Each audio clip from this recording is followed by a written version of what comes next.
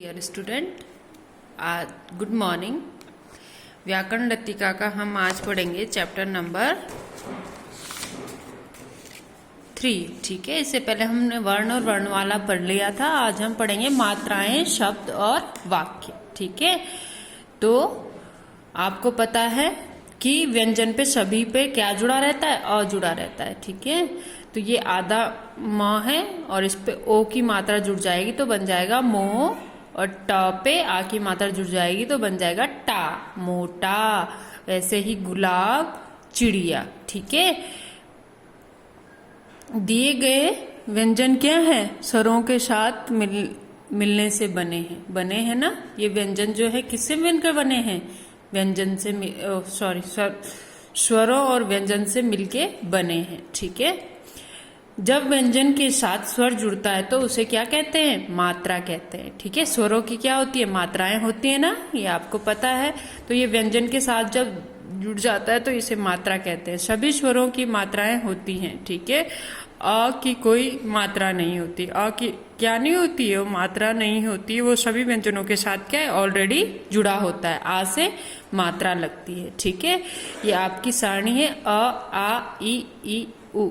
ठीक है, तो ये क्या है? आपकी मात्राएं हैं। ठीक है, अ की कोई मात्रा नहीं होती है, ये सब में जुड़ा है। म में भी, ट में भी और र में भी। मटर। ठीक है, म में भी अ जुड़ेगा तो म बन गया, ट में भी अ जुड़ेगा तो ट बन गया, और र में भी अ जुड़ेगा तो र बन गया। ठीक है, इसकी कोई मात्रा नहीं होती। आ की मात्रा एक डंडी। ठीक है, म पे आ की मात्रा जुड़ेगी तो माँ बन जाता है। ठीक है, म पर छोटी की मात्रा तो मी, म पर बड़ी की मात्रा तो मी, और म पे छोटियों की मात्रा तो मु। ठीक है, वैसे ही ऊ की मात्रा तो मू। ठीक है, मूली। वैसे ही म पे री की मात्रा तो मृग, ए पे तो मेला, आई पे मैना, ओ पे मोर, और औ पे मौसम। ठीक है, तो ये मऊ बन गया। ठीक है,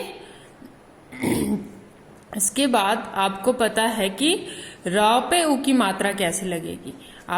अगर आप छोटे ऊ की मात्रा र पे लगा रहे हो तो सिर्फ पीछे घूमेगा, नीचे नहीं लगेगा इसका। ठीक है, रॉन्ग पैटर्न।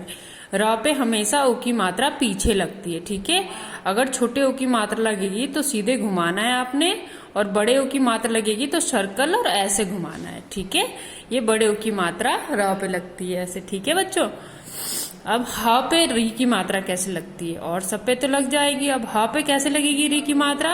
ह पे री की मात्रा यहाँ पर लगेगी। ठीक है, जो ह का पूंछ होती है इस पे ही री की मात्रा लगती है। ठीक है बच्चों, अब है शब्द। शब्द किसे कहते हैं?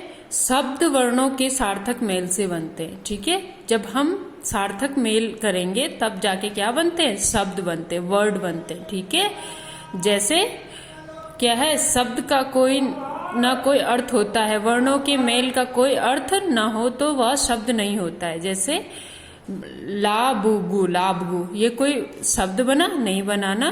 लाबगु कोई शब्द है? नहीं। क्या होता है इसका राइट?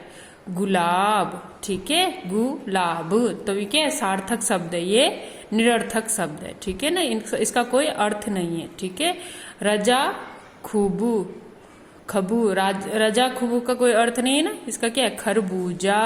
ठीक है, अगर हम इन वर्णों को ठीक क्रम में लिखें तो ये क्या कहलाते हैं? सार्थक शब्द कहलाते हैं। ठीक है, ये सार्थक शब्द है, ये निरर्थक शब्द है। ठीक है, इनका कोई अर्थ नहीं निकल रहा ना, तो शब्द ये चीज होती है। ठीक है, वर्णों के सार्थक मेल को शब्द कहते हैं। अब शब्द की डेफिनेशन क्या हो जाएगी?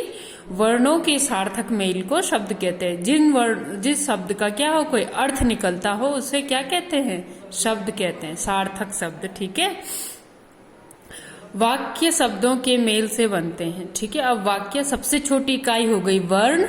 जैसे अ, आ, ई, क, ख, ग, घ, ये क्या है? वर्ण है। ठीक है, फिर उसके बाद आता है शब्द। वर्णों से मिलकर शब्द बनते हैं। फिर आता है वाक्य। वाक्य किससे मिलके बनते हैं? शब्दों से मिलके। ठीक है, वर्ण से मिलके शब्द और शब्द से मिलके वाक्य बनते हैं। ठीक है बच्चों, वाक्य शब्दों के मेल से बनते हैं। शब्दों के मेल का कोई अर्थ नहीं होता। अगर शब्दों के मेल का कोई अर्थ नहीं होता तो वह वाक्य नहीं होता है। ठीक है, जैसे सब वर्णों के मेल से क्या बनते हैं? शब्द बनते हैं। आपको पता है रजा खबू, ये इसका कोई अर्थ नहीं हुआ ना। वैसे ही जब वाक्य बनाएंगे हम तो शब्दों का की भी क्या होना चाहिए, सही मेल होना चाहिए। ठीक है, जैसे खाना है खाता महताब, तो ये कोई शब्द नहीं बनाना, तो क्या है, महताब खाना खाता है। अगर आप इसको सीरियल वाइज लगाओगे तभी जाके क्या बनेगा, सार्थक वाक्य बनेगा। ठीक है, वाक्य, ठीक है, अच्छा, जिसका कोई मतलब निकलता है। ठीक है, बंदर खाई ने रोटी, ये भी नहीं बनेगा, बंदर ने खाई रोटी। ठीक है,